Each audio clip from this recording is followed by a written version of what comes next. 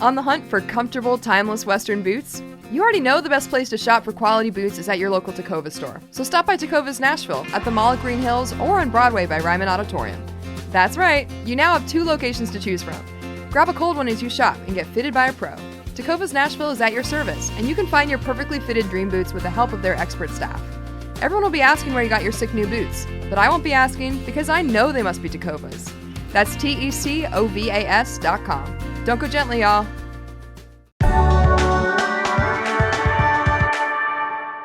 Today on CityCast Nashville, we're running down everything that happened at Tuesday's jam-packed Metro Council meeting. We've got your preview of the Nashville Film Festival, which opened last night, and we've got some updates for you on stories we've been following from Old Tent City to Wasiota Park.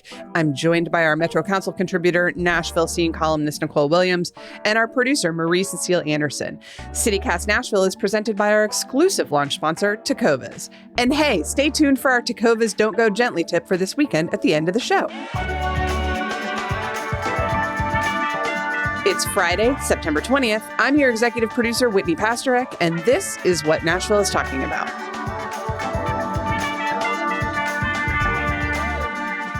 Nicole, I am so glad you're here. Tuesday's meeting was one of the more action-packed council meetings we've had in a while. Let's start with the biggest thing I think that went down, which is that Metro Council approved a non-binding resolution to recommend that the Metro Nashville Police Department accept the Community Review Board's zero-tolerance sexual harassment policy. Did everybody follow that? Yes. So I will say what was interesting to me about this and all the debate around it is that it doesn't require MNPD to adopt the policy presented by the CRB. It actually just requests MNPD to adopt a policy, quote, in line with the policy recommendations set forth by the Nashville Community Review Board. Right. So all the debate around this over a non-binding resolution just saying, hey, can you please adopt a zero-tolerance sexual misconduct policy was kind of unnecessary to me. And it got really nasty. It got a little bit heated, yes. So one of the main proponents of deferring the resolution was Councilmember Bob Nash, who used to be a commander at the East Precinct for MNPD. Oh. And his big gripe about the resolution was the idea of anonymous complaints. So he was basically asking, why can't the women who have made complaints about sexual misconduct by MNPD officers just come forward? Why do they have to be anonymous? Don't people have the right to confront their accuser? Marie, I can see your face. Oh my God. I'm sorry. I cannot believe what you just said. Yeah, no, I'm shocked by all this. Councilmember Tasha Ellis actually apologized for Councilmember Nash's comments. Oh, wow. She apologized on behalf of her colleague. If any women in particular felt offended by those comments, and I think perhaps some women right now in this moment feel offended by those comments. Perhaps 2 women on this podcast, maybe 3, I don't want to speak for the whole group, are deeply offended by that and feel that possibly men shouldn't talk about situations that they can't possibly understand. But that's just me. I will say the council actually pushed this through. They went against the recommendation of the committee where this was heard. There was a recommendation for a 2-meeting deferral because Metro Legal said that they had not had a chance to review the proposed policy. Now, again, right, this is a request to adopt a policy. And also, this is where I get annoyed, too, because we're aware, and speaking to Alicia Haddock, that they've had this zero tolerance policy in place and they've had it sent over to the cops months ago. And I, for one, don't typically take months to read a 43-page document or whatever it is. So what are these people doing that they don't have time to read this thing that the community is asking that they adopt? Well, the Metro Legal Director, Wally Dietz, said that essentially no one had asked his department to review the document. No one had specifically said, hi, will you please review this? And so his department had not reviewed it. He seemed really frustrated that no one had asked his office to review it, despite the fact that the council does not have to ask Metro Legal for permission to pass resolutions. That seems like an important distinction. Why do I feel like we're acting out a scene from A Few Good Men? Like, can we get Wally needs to admit that he ordered the code red? What's going on? But, well, the other thing is there's been a Metro Legal representative at every community review board meeting for years. And this policy, like you said, Whitney, has been a point of discussion for months, I think almost a year at this point. So it's not like no one at Metro Legal was aware that this was a topic of discussion. And again, a non-binding resolution requesting MMPD to adopt a policy. I'm sure that if they choose to accept the recommendation of the Metro Council, that Metro Legal will be involved in the crafting of that policy. So I sort of failed to see the issue. Yeah, and it's like second verse, same as the first. We're back to this thing of like, we'd like there to be change within MNPD, but Metro Legal seems to be involved whenever that happens, and change never comes. In other news, in other potential change, I think the other big thing that happened at the meeting was the 4 bills proposed by Mayor Freddie O'Connell to push back against the sort of Nazi demonstrations we saw this summer. They all passed on second reading, but there was an interesting turn of events in which District 6 council member Clay Capp voted no on 2 of them. Nicole, what was happening there? Yeah, so there were 4 bills, like you said, Whitney. There was one to prevent the distribution of handbills, so like flyers, on private property, roughly between the hours of sunset and sunrise. So basically, they're trying to say, we don't want people leaving Nazi flyers on your door in the middle of the night, which has been a thing that has happened. Yeah. That's happened a bunch in Sylvan Park. Mm-hmm. But there was some discussion about, no discussion on the floor of the council, but some discussion in committee about how that might affect people who are like leaving literature for different campaigns or like a community meeting. If you're trying to get the word out and you're leaving just a flyer on people's doors, right? So I'm on the board of the HOA and we leave flyers for our community all the time at night. Does that affect me? Yeah. I don't, I mean, the timing I'm not a lawyer. I can't offer legal advice.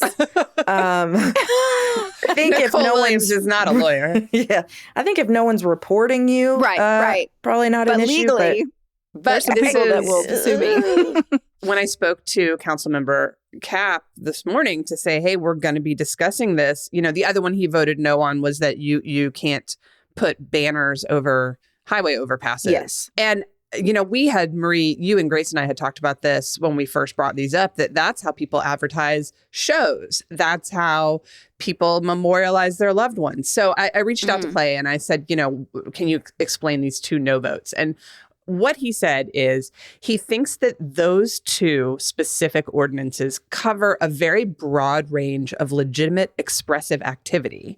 And he doesn't like burdening free speech and expressive activity. He also doesn't see them as having a strong public safety benefit and says if you want to organize your neighbors, sometimes you need to leaflet. And I don't want to make that a code violation. That's a really good point. And guess what? Clay Capp is a lawyer. Oh, yay! Yay, we found a lawyer. Perfect. Before we head to the ad break, a couple quick updates. The residents of Old Tent City got a 10-day extension before demolition of their homes begins. Mayor Freddie has convened a work group this week to look for potential solutions. And Open Table Nashville has ensured that there's a representative from the unhoused community within that group. I think it's insane that they're going to tear down what are essentially people's homes. Well, I don't understand why now. Old Tent City has been there for years, decades, I think. And why is this suddenly a problem that we need to address? Suddenly, it's a public health and safety issue. It's not like the government did not know that this was going on. Right. So I'm just really confused about how we got to this point. I haven't seen any reporting on that. I do know that a property nearby got rezoned about 1.5 years ago for mixed use development. They want to make this into Wharf Park. don't they? Isn't that what I've heard? That this property where Old Tent City is located is soon to become a beautiful place with access to the river for our beautiful boaters? I remember hearing something about Wharf Park. I mean, I'm not a conspiracy theorist. I'm a little bit of a conspiracy theorist, but some conspiracies are accurate. But I do think that this is an example of the city and private developers wanting to, quote unquote, revitalize an area. And in so doing, I'm sorry, do y'all hear my dog? Well, we sure do. Will you your go ahead dog and just okay? introduce you? That's a new dog, right, Nicole? That is a new dog. Her name is Margot. Margot, Yes, that's my her sister's name is name. Margot. Welcome to the podcast, Margot. Anyway, so I think in these efforts to sort of catalyze redevelopment, we actually push out people who have used this public space as their home for years or, like I said, decades, because they have nowhere else to go. Yeah. It's continuing to be, as regular listeners of this podcast are aware now, an ongoing problem that we are just pushing people out of every remaining corner in this town. The other thing I wanted to bring up, we mentioned a couple weeks ago also that there's a push from Indigenous community leaders to rename Cumberland Park Wasioto Park. There's a community meeting from 5:30 to 7:30 p.m. next Wednesday, September 25th in the park's boardroom at 2656 Park Plaza. If you want to go voice your support, we know it's hard for folks to make those meetings, especially during dinner time on a weeknight. So you can also send your thoughts in an email to Metro Parks or use Hub Nashville. And when we come back, we are going to let Marie talk about the festival that she has been excited about attending since the day I met her.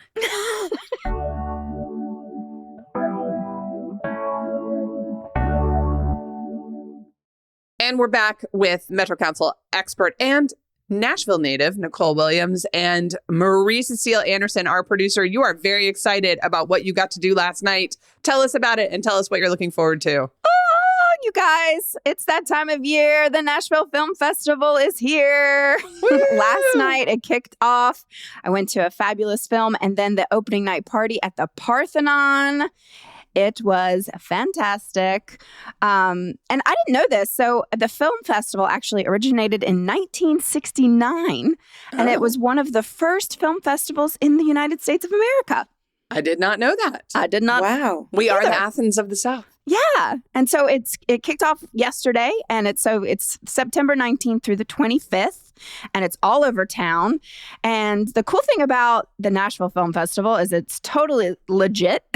It's a big fancy film festival. I mean, my meaning behind it is that it's an Oscar qualifier festival, which is a very big deal. Oh. So the if your film screens here, it can then be... Yeah, if it wins, it will go on to compete in the Academy Awards. So, Oh, that's neat. yeah. And I just wanted to kind of give you some films that I'm excited about seeing. Yeah. And What are you if it pumped for? piques your interests as well, listeners. Tonight is a film called Will and Harper. And it's been all the buzz all over my I have social seen media. trailers for this. This is the Will Ferrell documentary, right? Yes, it's a Will Ferrell documentary, and it's about his friend of 30 years, writer for SNL, Harper Steele. She came out as a trans woman, and so they've been friends for 30 years, and when she came out, they embarked on a road trip across the country. Wow. And it's going to be so funny because they're comedians and they wrote together for SNL. So I'm really excited about that. And the cool thing about that is that if you can't see this movie tonight, it is sold out, sorry. But it's screening everywhere on Netflix next week. Oh, that's awesome. Yeah. You mentioned Saturday Night Live. The one I'm excited about that's also sold out is Saturday Night, which is a film based off of the oral history of Saturday Night Live. That is Yeah. amazing. It's a dramatization of the 90 minutes leading up to the first time that they said live from New York at Saturday night. That's so cool. Yeah. I would love to see it, but again, I wasn't cool enough to get tickets. I actually auditioned for that movie and did not get it. Whoa. So much regret around that movie. But yeah. But some other ones that I'm really pumped about. There's a movie called The Legacy and the Making of the Bluebird Cafe. That's also tonight on Friday and Green Hills. It's also sold out. But also screening at the same time as The Day the Music Stopped. And so it's also sold out as well. But This is great, Marie. I know. This is the thing about the festival. But these movies will be screening after. Like, I think it's good to know that these films are here. But specifically, this is about Exit In and, the developers and the concert promoter Live Nation. So I think that film is really interesting. That's very cool. Marie, can I ask a favor? Yeah. Can you tell us about one that's not sold out that we can go see? Okay, others that are not sold out. So, and specifically about Tennessee. So the Tennessee 11 is screening on Saturday, September 21st at Green Hills Theater. And it's focused on the group of 11 Tennessee citizens discussing legislative solutions to address gun rights and safety, which is neat. And then on Sunday, September 22nd, Session, If a House Be Divided, is screening, and that follows Tennessee House of Representatives in 2024. From the hallways and the hearing rooms to the House gallery and the floor, Session steps back to unravel the current American political process. I'm just glad that we're getting some national attention on what I think is our truly cuckoo for Cocoa Puffs State House. Right. And what if this movie goes to the Oscars and has way more national attention? Oh, all eyes on Tennessee. That would be all cool. eyes. And then, okay, the closing night film. Yes, the final night, Wednesday, September 25th at the Bell Court at 6:30 is a film called This. I love the name of this film. This is a film about the Black Keys. Oh. I wonder what it's about. I love a music documentary, so I'm really excited about that. And then there's a party afterwards as well. And also, during all this week of films, there's industry panels, conferences, happy hour mixers. Things are taking place across Nashville. It's at the Bell Court, at the Green Hills Theater, Franklin Theater. They're actually showing Tennessee shorts made by students. And I mean, I just think it's so neat because it's not only nationally, we're having filmmakers and also worldwide filmmakers coming, but a lot of these films were filmed in Nashville by Nashville filmmakers. And so I think it's really great to get out and support these people, come out and meet them, ask some questions. I just love it. The energy around it gets me so excited.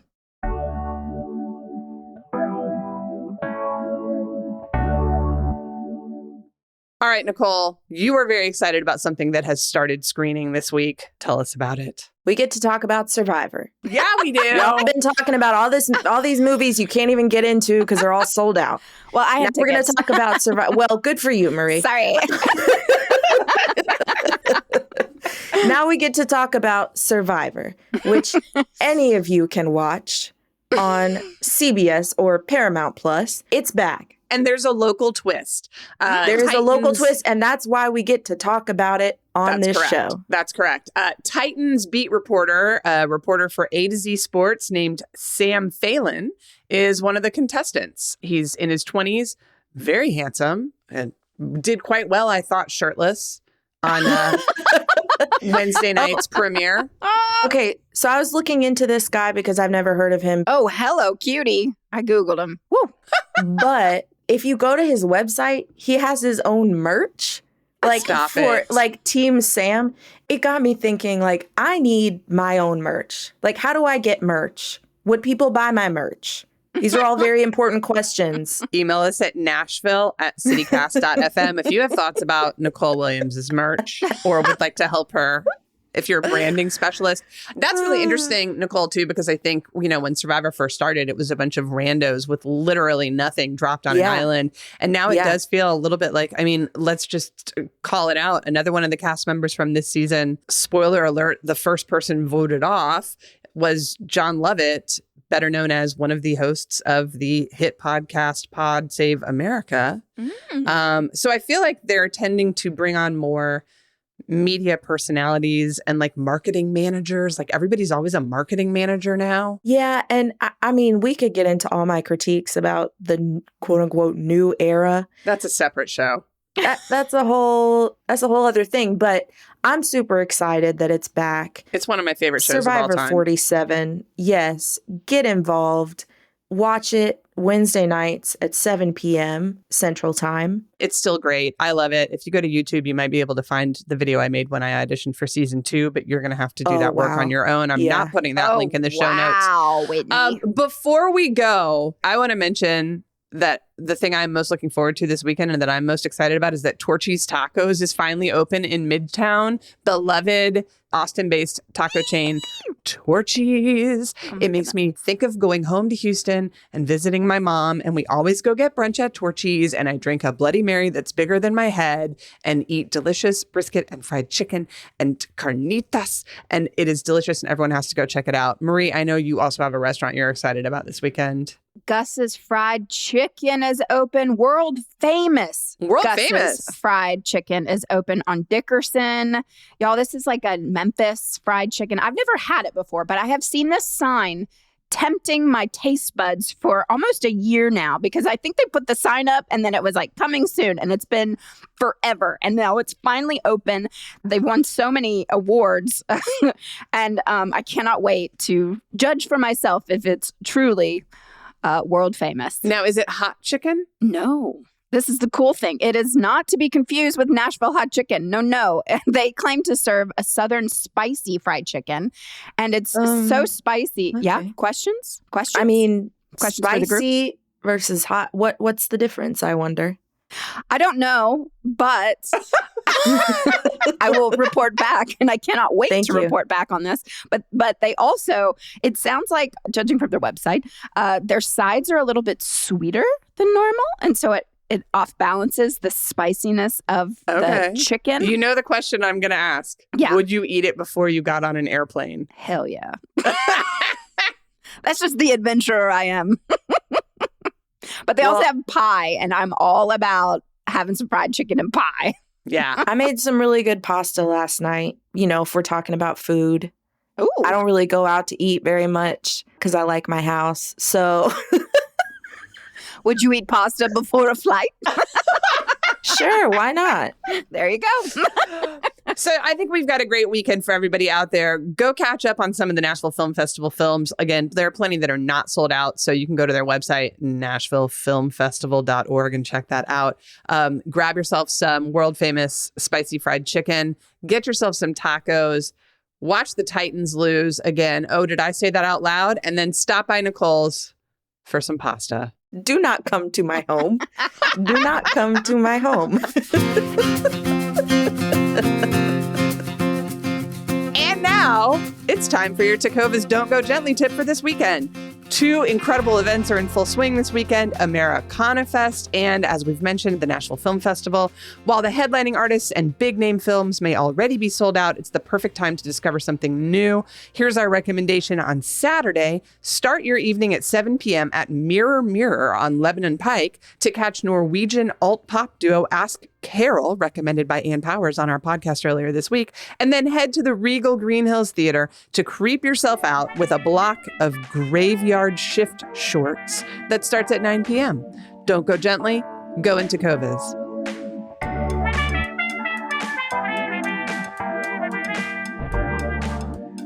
And that's all for today here on CityCast Nashville. Our executive producer is me, Whitney Pasterek. Our producer is Marie Cecile Anderson. Our Hey Nashville newsletter editor is Margaret Kingsbury. Our theme music is by Prof. Jenkins. If you enjoyed the show, why not tell a friend? Rate the show, leave us a review, and subscribe to our Hey Nashville newsletter. We'll be back Monday morning with more news from around the city. Bye.